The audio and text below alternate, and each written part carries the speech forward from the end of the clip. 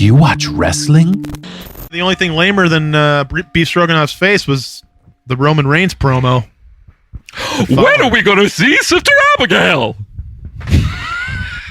The whole thing, it's terrible. And poor Dean Ambrose mincing around in the background, being Roman Reigns is tough. And then they come out and mess up Miz TV. It's just... Well, who's going to be their third? I want my Miz TV. Yeah, who... I want my Miz TV. Is Vince just judging everything off like t-shirt sales?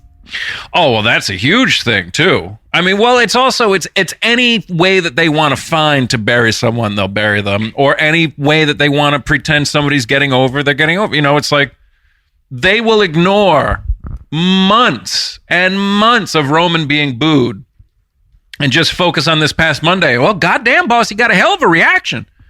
You know, Roman winning that tournament, you know, people want to see it. I'm just wondering if there's like hard numbers that they're looking at. Like, I know you're saying he's getting booed, and I know you're saying no one likes him, but he's number 3 on the t-shirt charts. They used to, I don't think they do it anymore, but they used to get minute by minute ratings, and that would be a big thing for McMahon. He's like, well, goddamn, as soon as he came out, they turned the channel. As soon as this one came out, you know, and so there's so much information and data that they can manipulate.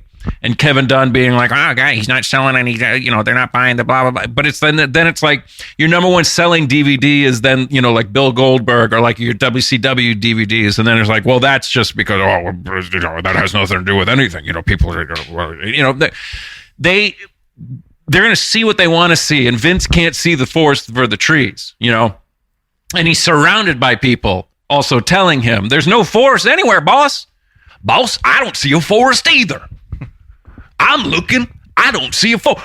If somebody get all these goddamn trees out of the way, maybe we can find this forest. You think Beef Stroganoff was happy to be carrying Undertaker's legs? You get the ankles, I'll get the wrists.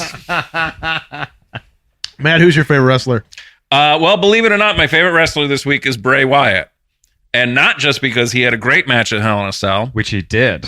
And not just because he, you know, stole the Undertaker. God knows what they did with him. Brought him back to Sister Abigail's house in the swamp.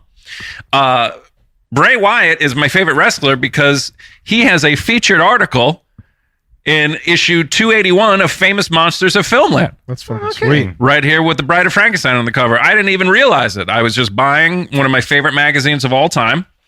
And I'm flipping through, and the first thing I see is like, wait a second, was that Luke Harper's fucking face? And I see this with the three of them. Oh, no kidding. Because this is obviously, you know, an older picture, Eric Rowe and no Beef Stroganoff to be seen. But it's an interview with him, and it's great. He's talking about horror movies he liked when he was a kid, you know, who his favorites were, what really scared him. He talks about how much The Omen scared him, how much, you know, Leatherface from Chainsaw Massacre was his favorite, and, you know, what... And it's also, like, I like this one part, too. This... That's where he gets the apron from, huh? Exactly. That's... Well, fucking Vince knows. Vince doesn't like fucking scary movies, but he knows that. Yeah. A lot of screaming in that film. Famous Monsters. Based on Ed Gein. But You and What You Do, just like the movies, is really about uniting the fans behind a common cause. I mean, Famous Monsters was founded as a way to bring together all those who were made to feel weird because they loved monsters. And I was like, well, goddamn, that's just like the goddamn We Watch Wrestling podcast. I like to a imagine- safe haven for professional wrestling fans. And for you kids, goddamn, there's over 500 of us now over there on that Facebook group. There are no stupid questions. And if you're new to the sport, even better, ask away. Because that's what it's there for. That's what Tom is here for. Yeah. Can I just say this real quick? I like to imagine Undertaker waking up at Sister Abigail's house. He's like in a bed, like an old bed that's too small for him. And he's like, oh man. And then he hears the jangle of a chain. And he sees that his foot is like chained to the wall with like thing. And then like Beef Stroganoff comes in like, hungry? And he's got like a real small breakfast for him. Hope you like beef ravioli. Later, Kevin Nash is coming over and we're going to eat more ravioli.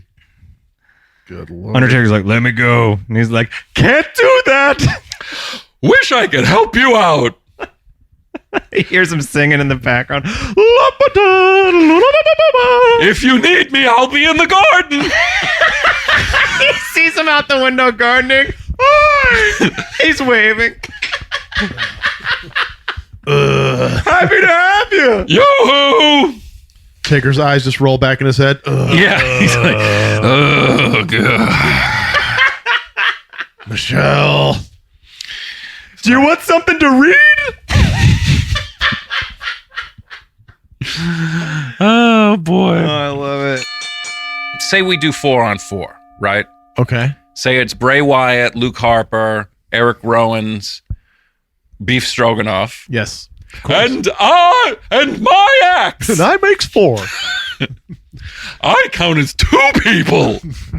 Man, he had some heavy oil on the chest there. It was gleaming. He must have just got done with a bucket of chicken or something. Oh, God.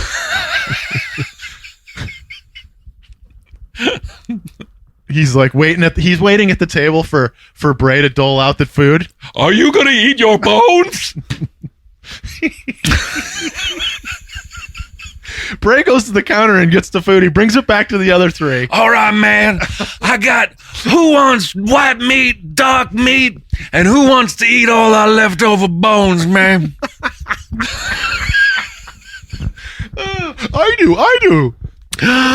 Oh, me 4. So who do you put? So Taker and Kane.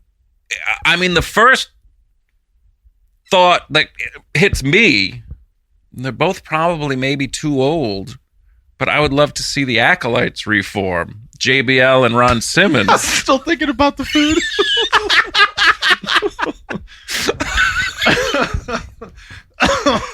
I'll trade you a biscuit for more bones. Let's get some Church's chicken, man.